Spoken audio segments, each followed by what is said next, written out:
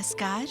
आप सुन रहे हैं अतुल प्रभा द्वारा लिखित रुक जाना नहीं, सिर्फ बुक ऑडियो पर मृदविका की आवाज में। चैप्टर 4। समर, वीना और अनुज तीनों एक ही साल पैदा हुए थे। साल था 1970। पूरे विश्व की जनसंख्या सिर्फ 3.63 अरब थी। जेम्स बॉन्ड की on her majesty secret service release हुई थी, जिसमें एक गुमनाम कलाकार जॉर्ज लेजर भी जेम्स बॉन्ड की भूमिका निभा रहे थे। भारत में सावन भादों से रेखा, नवीन, निश्चल और रंजीत का पदार्पण हो रहा था। वीना लाड प्यार में पलकर बड़ी हो रही थी। बिगड़ी हुई नहीं थी, पर घर में सबसे छोटी होने के कारण उसे घर में औरों से अधिक प्यार मिलता था। इस कारण वो जिद्दी भी हो गई थी और उसे गुस्सा भी जल्दी आ जाता था। 1970 के दशक में दिल्ली में बिजली 1-2 घंटों के लिए दिन में 3-4 बार गुल हो ही जाती थी। जब बिजली चली जाती और पंखा बंद हो जाता तो नन्ही वीना मारे गुस्से के घर सर पर उठा लेती। बिजली क्यों चली गई? मुझे गर्मी लग रही है, मुझे कहीं से भी बिजली ला कर दो। वीना को नहीं पता था कि अगले कुछ दशकों में दुनिया और उसकी जिंदगी दोनों किस कदर बदलने वाले हैं। उसे अभी ये तो बिल्कुल नहीं पता था कि कुछ चीजें रोने से नहीं, सब्र करने से मिलती हैं। उधर जब समर पैदा हुआ था तो उसके 2 बड़े भाई पहले से ही मौजूद थे। वो भी वीना और अनुज की तरह अपने परिवार में सबसे छोटा था। परिवार के सभी लोगों को लड़की की चाह थी, पर हुआ था लड़का। इंसान तो हर घर में पैदा होता है, परंतु इंसानियत कहीं कहीं जन्म लेती है, चाहे वो लड़के के रूप में हो या लड़की के रूप में या फिर थर्ड जेंडर के रूप में। इस बार इंसानियत ने लड़के के रूप में जन्म ले लिया था। मुंह क्यों लटकाया हुआ सी? समर की माँ ने समर के पैदा होने के बाद उसके पापा से पूछा था। कुछ ना, एक कुड़ी आ जंदी ते। समर के पापा मुंह लटकाए हुए बोले। उन दिनों समर के पिता की सदर बाजार में एक छोटी सी दुकान थी। वहां वो टिन स्क्रैप का छोटा सा काम करते थे। वो एक आम भारतीय की तरह ही दिल के बहुत सच्चे और कर्मठ व्यक्ति थे। साइकिल से पंजाबी बाग से सदर बाजार जाते थे। समर का पूरा परिवार किराए के घर में रहता था। घर में सिर्फ 2 छोटे कमरे थे। किसी तरह गुजारा चल रहा था। आर्थिक स्थिति कुछ खास अच्छी नहीं थी। समर को पास के ही एक बड़े प्राइवेट स्कूल में भर्ती कराया गया। इसके लिए उन्हें अपने खाने के बजट में कटौती करनी पड़ी। समर की किस्मत अच्छी थी। पहली ही क्लास में उस पर स्कूल के जिम्नास्टिक कोच की नजर पड़ गई, गोपाल सर की। गोपाल सर राष्ट्रीय स्तर पर जिम्नास्टिक खेले हुए थे, पर भारत में जिम्नास्टिक का इस दौर में कोई माई बाप नहीं था। विश्व जिम्नास्टिक में रूस और रोमानिया का बोलबाला था। कुछ और कम्युनिस्ट देश भी जिम्नास्टिक में ओलंपिक गोल्ड लाते थे। रोमानिया की नाडिया कोमानिच 5 बार ओलंपिक गोल्ड जीती थी। 1976 के ओलंपिक में उसने इतिहास में पहली बार परफेक्ट 10 का स्कोर हासिल किया था। उसके बाद तो परफेक्ट 10 की झड़ी लग गई। भारत और जिम्नास्टिक का रिश्ता कुछ ऐसा ही था जैसे शेर और बकरी का होता है। इसमें शेर जिम्नास्टिक ही था। जिम्नास्टिक करोगे? गोपाल सर ने 5 साल के नन्हे समर से पूछा। वो क्या होता है सर? नन्हा समर इस शब्द से अनजान था। जिम्नास्टिक एक खेल है जिसमें शरीर की कसरत होती है और मजा आता है। मैं खेलूंगा सर, समर उत्साह से बोला। समर की ट्रेनिंग आरंभ हो गई। गोपाल सर और समर ने खूब पसीना बहाया। उसी साल के समाप्त होते होते स्कूल की जिम्नास्टिक टीम ने स्टेट सुपर सब जूनियर स्तर पर टीम इवेंट में गोल्ड मेडल जीता। समर उस जिम्नास्टिक टीम का कप्तान था। उन दिनों समर के पिता का स्क्रैप का काम ठीक नहीं चल रहा था। उनकी साइकिल भी कुछ ही दिनों में स्क्रैप होने वाली थी। जब गोल्ड मेडल जीतने के अगले दिन समर को मेडल स्कूल में प्रिंसिपल को प्रेजेंट करने जाना था, तो उसके पास स्पोर्ट्स शूज नहीं थे। वो शर्म के मारे सुबह स्कूल ही नहीं आया। गोपाल सर को पता चला तो वो समर के घर पहुंचे। क्या हुआ? इतना महत्वपूर्ण दिन है, स्कूल क्यों नहीं आए? सर वो जूते नहीं हैं। चलो, मेरा स्कूटर बाहर खड़ा है, नए जूते लेकर आते हैं। गोपाल सर ने कहा। दोनों गुरु शिष्य मोती नगर मार्केट में गए और गोपाल सर समर को जूते पहनवा कर सीधा स्कूल ले गए। दोनों ने प्रिंसिपल को अपना जीता हुआ गोल्ड मेडल भेंट किया। प्रिंसिपल अपने काले सूट के बटन खोलते हुए मेडल देखकर मुस्कुराए।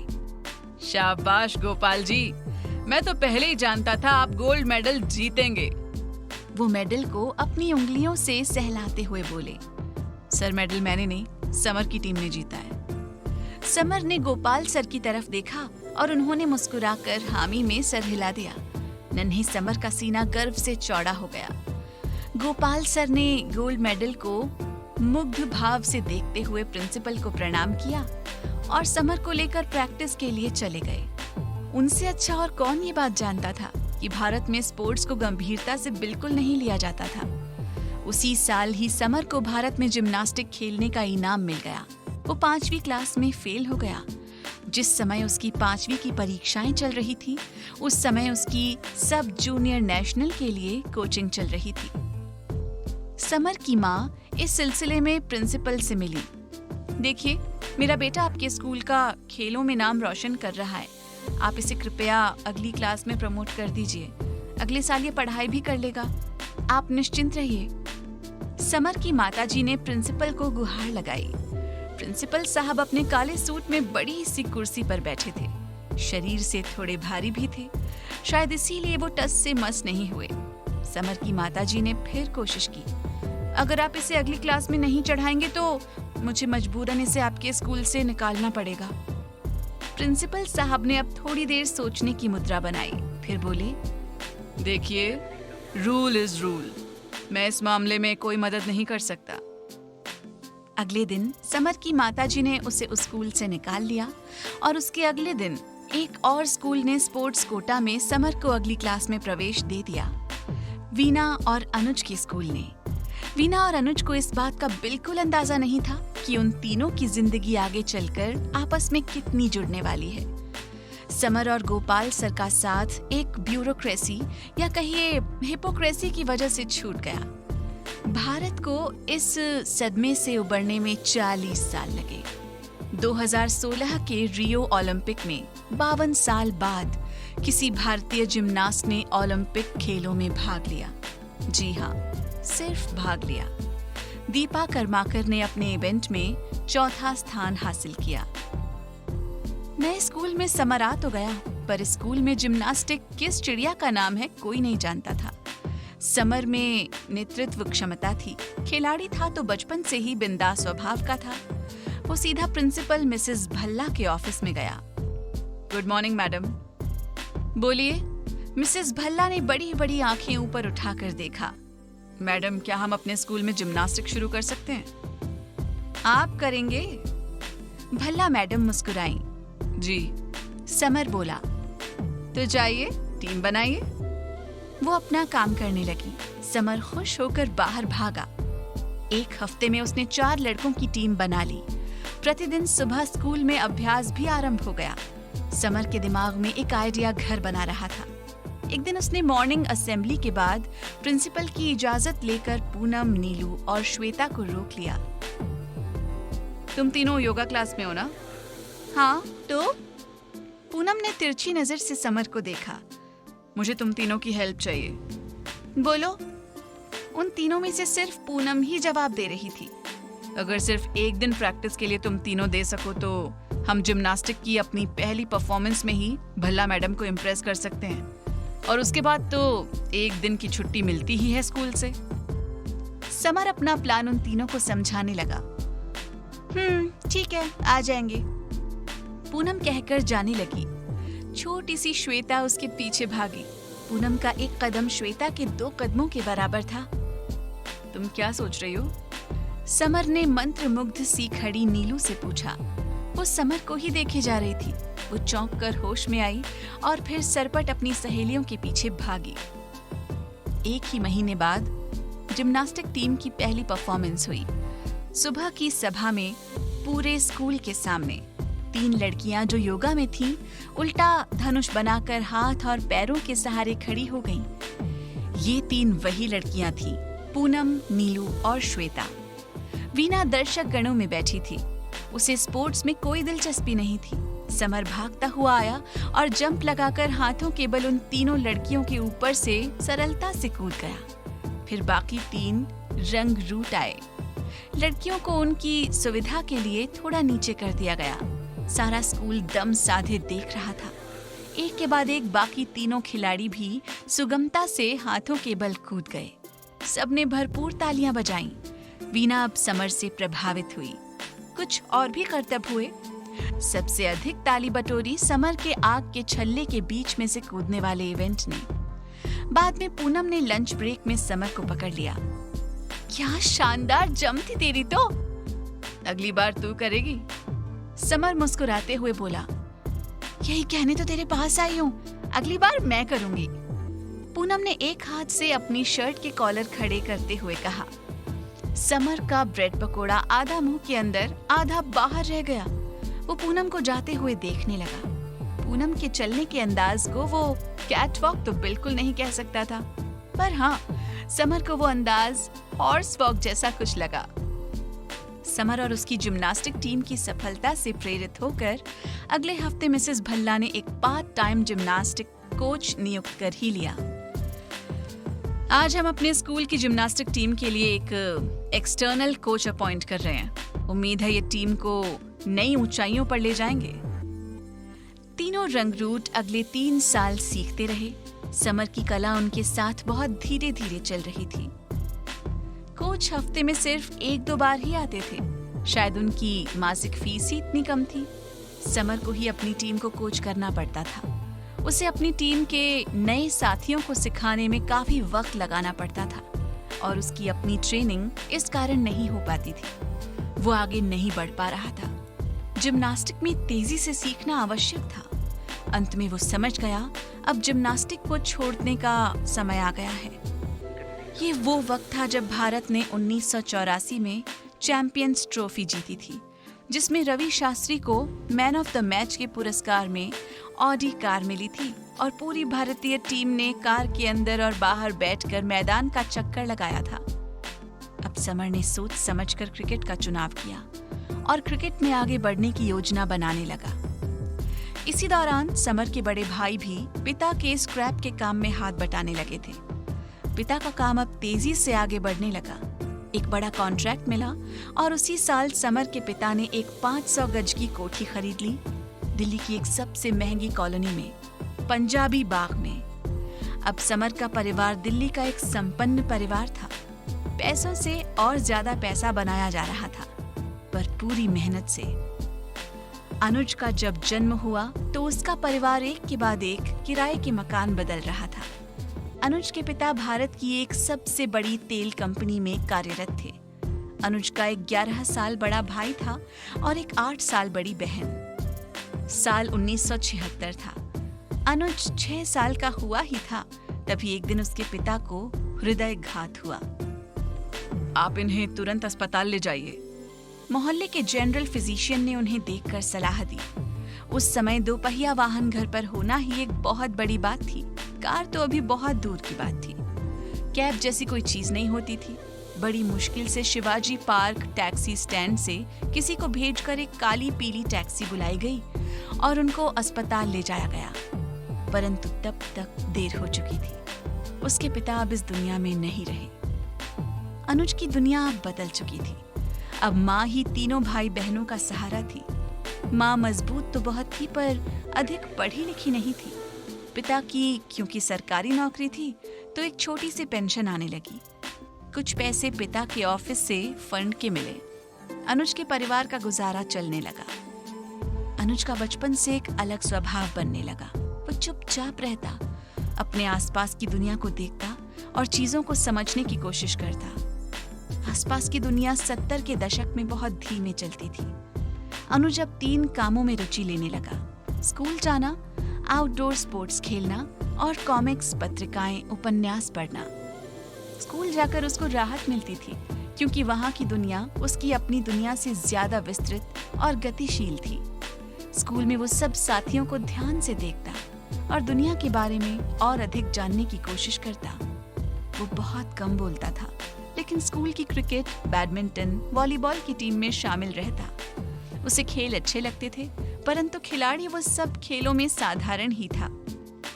घर आकर भी वो भरी दोपहर में एक आध मोहल्ले के दोस्तों को ढूंढ लेता और उनके साथ तारकोल की काली सड़क पर प्लास्टिक या कॉर्क की बॉल से तेज धूप में घंटों क्रिकेट खेलता रहता।